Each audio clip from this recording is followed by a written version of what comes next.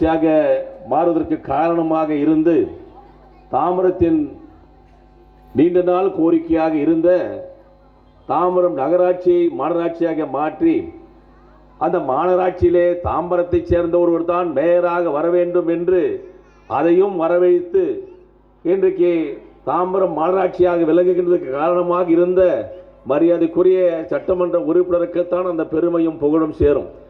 அந்த மாநகராட்சி ஆன பிறகு இன்றைக்கு நாங்கள்லாம் மண்டல தலைவராக பொறுப்பேற்ற பிறகு இந்த மாடம்பாக்கம் இந்த பகுதியில் இருக்கின்ற பணிகள் எத்தனையோ பணிகளை இன்றைக்கு நிறைவேற்றி இருக்கின்றோம்.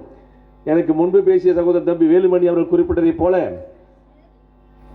இன்றைக்கு பேரூராட்சியாக 10 ஆண்டு காலங்களுக்கு மேலாக இருந்து ஆட்சி புரிந்தவர்கள் எந்த ஒரு சிறந்த திட்டத்தையும் செயல்படாத இருந்த காரணத்தினால்தான் கால்வாயாகட்டும் சாலையாகட்டும் இதோ தொடர்ந்திருக்கின்ற நியாய விலை கடையாக இருந்தாலும் மருத்துவமனைகளாக இருந்தாலும் எதையுமே செய்யாத 10 ஆண்டுகளுக்கு மேலாக ஆட்சியில் இருந்தவர்கள் பாராமுகமாக இருந்த காரணத்தினால்தான் இன்றைக்கு நாங்களெல்லாம் பொறுப்பேற்ற பிறகு அந்த சுமைகள்லாம் நாங்கள் சுமக்கின்ற ஒரு நிலைக்கு ஆளாக்கப்பட்டு இன்றைக்கு அதன் மூலமாக சட்டமன்ற உறுப்பினர் நிதியை பெற்றுக் கொடுத்து அங்கே ஆணையாளரிடத்திலும் மேலே இருக்கின்ற அங்கே அமைச்சரை போன்ற இடத்திலே வாதாடி போராடி நிதியை பெற்றுக் கொடுத்து அதன் மூலம் இன்றைக்கு முடிந்த அளவிற்கு சாலை வசதிகளையும் மற்றும் பூங்காக்கள் வசதிகள் கட்டிடங்கள் இப்படி அனைத்தையுமே செய்கின்ற பணியை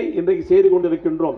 நீண்ட நாள் கோரிக்கையாக இருந்து கொண்டிருக்கின்ற இந்த மாடம்பாக்கம் பகுதியில் மேல்நிலை நீர்த்தேக்க தொட்டிகளை சட்டமன்ற உறுப்பினர் நிதியின் மூலமாக இன்றைக்கு 3 மேல்நிலை நீர்த்தேக்க தொட்டிகளை இன்றைக்கு கட்டி அதுவும் சுமார் 1.5 கோடி ரூபாய் செலவிலே 3 மேல்நிலை நீர்த்தேக்க தொட்டிகளை கட்டி இருக்கின்றோம்.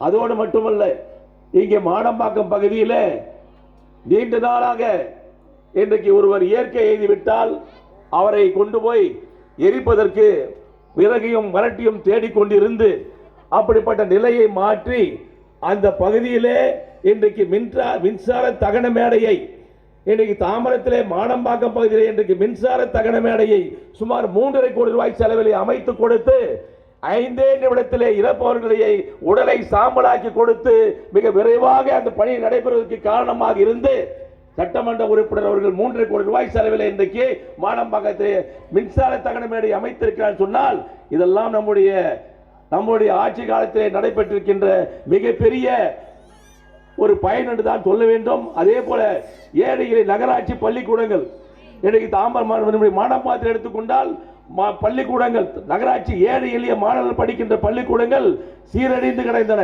கடந்த ஆட்சியிலே அது கேப்பாற்று கிடந்த அந்த பள்ளிக்கூடங்கள்லாம் இன்றைக்கு நம்முடைய சட்டமன்ற உறுப்பினர் நிதியின் மூலமாக சுமார் 2.5 கோடி ரூபாய் நிதியின் மூலமாக புதிய கட்டிடங்கள் கட்டப்பட்டு அந்த மாணவர்களாம் இன்றைக்கு வசதியாக அமர்வதற்கு வழிவகுத்து கொடுத்திருக்கிறார். அதுவும் நம்முடைய பெருமைக்குரிய சட்டமன்ற உறுப்பினருடைய சாதனை என்று தான் சொல்ல வேண்டும். இன்னும் சொல்ல போனால் இங்கே எத்தனையோ பூங்காக்கள் இருக்கின்றன.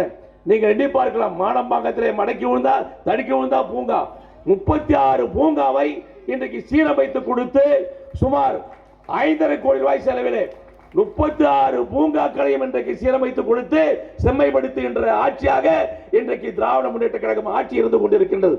கடந்த ஆட்சியில் ஒரு பூங்கா கூட நான் பார்த்தது கிடையாது. பொதரம் மங்கி போய் கடந்த பூங்காக்கெல்லாம் இன்றைக்கு பூத்து குலுகின்ற அளவுக்கு மிக சிறப்பான முறையில் அமைக்கப்பட்டிருக்கின்றது.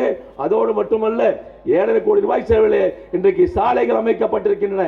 இங்கே அங்கு பார்த்தாலும் மாடம்பாக்கத்தில் இருக்கின்ற சாலைகள் முக்கியமான சாலைகள் எல்லாம் தார் சாலைகளாக போடப்பட்டு முடிக்கப்பட்டன. இன்னும் 20 கோடி ரூபாய் செலவிலே மேலாக இன்றைக்கு சட்டமன்ற உறுப்பினர் நிதியை பெற்று கொடுத்திருக்கின்றார். இன்னும் 2-3 மாதங்களில் அந்த நிதியம் வந்துவிட்டால் மாடம்பாக்கத்திலே சாலைகள் இல்லை என்று சொல்ல முடியாத அளவிற்கு அனைத்து சாலைகளுமே போடக்கூடிய அளவிற்கு திட்டங்கள் தீட்டப்பட்டு அதுவும் செயல்படுத்தி முடிக்கப்படும் என்கிறதை நேரத்தில் தெரிவித்துக் கொள்ள விரும்புகின்றேன். அதே போல் மழைநீர் கால்வாய்கள் இன்றைக்கு மாடம்பாக்கத்தில் எடுத்துனா எங்க பார்த்தாலும் கால்வாய் வசதியே கிடையாது. கடந்த 10-15 வருஷமா கால்வாயே கட்டல. இப்படியே இருந்து அந்த பேரூராட்சியா இருக்கும்போது அப்படியே இருந்துட்டாங்க. இன்னைக்கு மாடம்பாக்கத்தில் இருக்கின்ற 6 கோடி ரூபாய் 6 கோடி ரூபாய் செலவில் கட்டன் கால்வாய் கட்டப்பட்டு அந்த பணியும் வேகவாசல் அந்த ஏரிக்கு செல்கின்ற அளவுக்கு அந்த கால்வாய் கட்டப்பட்டு முடிக்கப்பட்டிருக்கின்ற. அது மட்டுமல்லாமல் 7 கோடி ரூபாய் செலவில் இன்றைக்கு மற்ற நகரிலே அது யஸ்வந்த் நகர், சுதர்சன் நகர், இன்றைக்கு பத்மாவதி நகர், பெரியார் நகர், ராஜம்பால் நகர், இப்படிப்பட்ட நகர் அனைத்திலுமே இன்றைக்கு காவாய்கள் பணி நடைபெற்றுக் கொண்டிருக்கின்றன. இப்படிப்பட்ட பணிகள் எல்லாம் இன்றைக்கு சட்டமன்ற உறுப்பினருடைய ஆணைக்கிணங்க அந்த அத்துணை பணியும் மிக சிறப்பாக நடைபெற்றுக் கொண்டிருக்கின்றன. நீங்க வரும்போது பார்க்கலாம், அந்த கேம்ப் ரோட்ல இருந்து அகர வரைக்கும் பார்த்தீங்கன்னா இன்றைக்கு இருட்டா இருந்தா கூட பகல் மாதிரி காட்சி அளிக்கும். எல்இடி விளக்குகள் பார்த்தீங்கன்னா பிரகாசமான எல்இடி விளக்குகள் நீங்க அமைச்சு கொடுத்திருக்கோம். அப்படிப்பட்ட பணிகள் எல்லாம் சிறப்பான பணி இன்றைக்கு செஞ்சிருக்கோம். ஆரம்ப சுகாதார நிலையம் இன்னைக்கு மாடம்பாக்கத்தில் எடுத்தீங்கன்னா ஆரம்ப ஏழை எளிய மக்களுக்காக ஆரம்ப சுகாதார நிலையங்கள் அமைச்சு கொடுத்திருக்கோம். தெருவில் பேர் பலகை இல்லாம இருந்தது. இன்றைக்கு பார்த்தீங்கன்னா தேர் பலகை இல்லாம இருந்த பலகைலாம் இன்றைக்கு பெயர் பலகை, இன்றைக்கு அந்த தெருவில் பெயர் பலகை வச்சிருக்கோம். பொது கழிப்பிடங்கள் அமைச்சு கொடுத்திருக்கோம். இப்படி குளத்தை கூட விட்டு வைக்கல. தமாடம் பக்கத்தில் குளம் பார்த்தீங்கன்னா இன்றைக்கு ஒரு குளம் இன்னைக்கு 105 அங்க இருக்க குளத்தை பார்த்தீங்கன்னா 1 கோடி ரூபாய் செலவில் இன்றைக்கு புனரமைக்கப்பட்டு மிக சீராக பணி நடைபெற்றுக் கொண்டிருக்கின்றன. இப்படி எண்ணற்ற பணிகளை இன்றைக்கு சொல்லிக் கொண்டே போகலாம். நம்முடைய திராவிட மாடல் ஆட்சியில் இன்றைக்கு நடைபெற்றிருக்கின்ற பணி சிறந்த பணியாக இன்றைக்கு நடைபெற்றுக் கொண்டிருக்கின்ற. தாம்பரத்தில் எடுத்துக்கொண்டால் நம்முடைய சட்டமன்ற உறுப்பினர் இன்னைக்கு எப்பொழுது நீங்க பாருங்க, திராவிட முன்னேற்ற கழகம் ஆட்சி எப்பொழுதுதான் வருதோ அப்பொழுதுதான் திட்டங்கள் அமரும், அப்பொழுதுதான் திட்டங்கள் செயல்படுத்தப்படும். இன்றைக்கு திராவிட முன்னேற்ற கழகத்தில் ஆட்சி இருக்கின்ற பொழுதுதான் சட்டமன்ற உறுப்பினராக எஸ்.ஆர். ராஜா அவர்கள் இருந்த காலகட்டத்தில் தான் இன்றைக்கு அமைந்து கொண்டிருக்கின்ற அந்த நீதிமன்ற வளாகம் கட்டப்பட்டது. அதுக்கு பக்கத்தில் இருக்கின்ற தாலுகா அலுவலகம் கட்டப்பட்டது. அதுக்கு பக்கத்தில் இருக்கின்ற ஆர்டிஓ அலுவலகம் கட்டப்பட்டது. அதுக்கு பக்கத்தில் இருக்கின்ற சிவில் சப்ளை அலுவலகம் கட்டப்பட்டது. எதிரே இருக்கின்ற பஸ் நிலையம் கட்டப்பட்டது. பக்கத்தில் இருக்கின்ற சித்தா மருத்துவமனை கட்டப்பட்டது.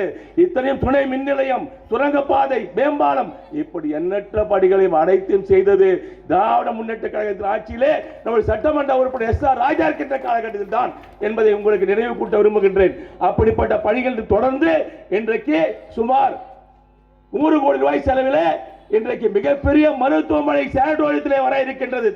தாய்மார்களே, இது அமர்ந்து கொண்டிருக்கின்ற ஏழை எளிய தாய்மார்களுக்கு ஒரு இனிப்பான செய்தி சொல்ல விரும்புவதெல்லாம் சுமார் 110 கோடி ரூபாய் செலவில் மிகப்பெரிய மருத்துவமனை சென்னைக்கு சென்று ஓமந்தூரார் மருத்துவமனையும் ராஜீவ்காந்தி மருத்துவமனைக்கு சென்று வருகின்ற ஏழை எளிய மக்கள் அனைத்து சிகிச்சைகளுக்கும் எப்படிப்பட்ட சிகிச்சையாக இருந்தாலும் அனைத்து சிகிச்சைகளுக்கும் இங்கேயே பார்த்துக் கொள்ளக்கூடிய அளவிற்கு 110 கோடி ரூபாய் செலவில் ஒரு கோரிக்கை வைத்து சட்டமன்ற உறுப்பினர் கோரிக்கையை ஏற்று தமிழக முதல்வர் இன்றைக்கு மிகப்பெரிய மருத்துவமனையை தாம்பரத்திலேயே அமைக்கின்றார் சொன்னால் அதுதான் இன்றைக்கு திராவிட மாடல் ஆட்சி.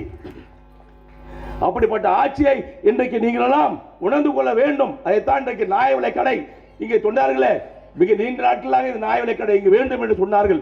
ஆனால் அந்த நியாய விலைக் கடையை அமைப்பதற்கு பல தடைகள் இருந்தன.